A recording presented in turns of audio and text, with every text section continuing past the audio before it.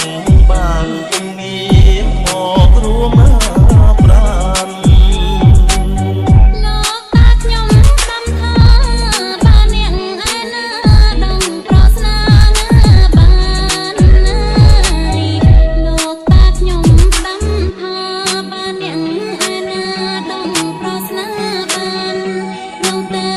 ឲ្យខ្ញុំប្រកល់ប្រា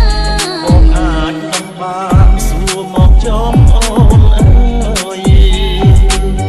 សូមប្របងចាំស្ដាប់ស្រីសួរប្រងចំណាប់ស្រងត្រាណាត្រៃសូមប្របងចាំស្ដាប់ស្រីសួរប្រងចំណាប់ស្រងត្រាត្រៃលើទាំងដាំដងបានតាហៅសត្វណាបីសូមប្រងលោកលីឆាយប្រាប់មកបងសូមឆ្លើយប្រាប់ពុំងារសត្វនោះគឺសត្វទីណានួនល្អបងសូមឆ្លើយពុំងារសត្វនោះគឺសត្វទីណានួនល្អនាំតែឈ្មោះវិញញីណាតទៅផែដាំដងផងណាអូនស្រីប្របងឆ្លើយត្រូវហើយតែកុំអើអឡើយណាចរណៃប្របងឆ្លើយត្រូវហើយតែកុំអើអឡើយណាចរណៃចង់តែបៃតុងក្រហមស្វាត់ព្រាមក៏មានណាតម្លៃសូមអ្នកស្រដីឲ្យឆាប់មកផ្លែនោះហើយផ្លែទន្លាប់រៀមសូមឆ្លើយប្រាប់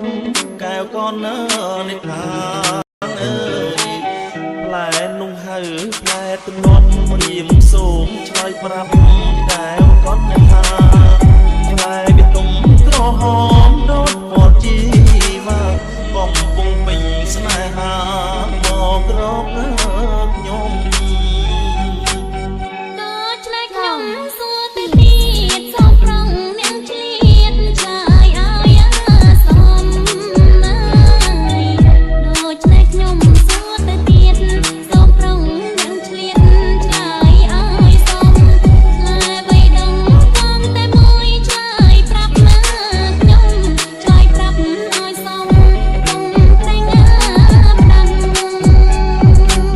ផ្លែនោះគឺផ្លែចេញស្រីស្រស់ល្អឯងស្ដាប់ឲ្យច្បាស់អើយផ្លែនោះគឺផ្លែចេញស្រីស្រស់ល្អឯងស្ដាប់ឲ្យច្បាស់អូនចូលចិត្តចេញឬបានប្រឹងសួរណាស់បើចូលចិត្តប្រាប់ឲ្យច្បាស់បងរកឲ្យស្រីបានចង់អ្វីតែព្រាននារីពីងninhមកពីទីណាប្រងប្រានណាយចង់អ្វីតែព្រាននារីពីងninhមកពីទីណាប្រងប្រានសូមនាងលោកលីឆ្លើយឲ្យបានអ្នកឆ្លើយមិនបានបំរួធ្ងន់ផានដីពាក្យថាព្រាននារីពាក្យនេះមកពី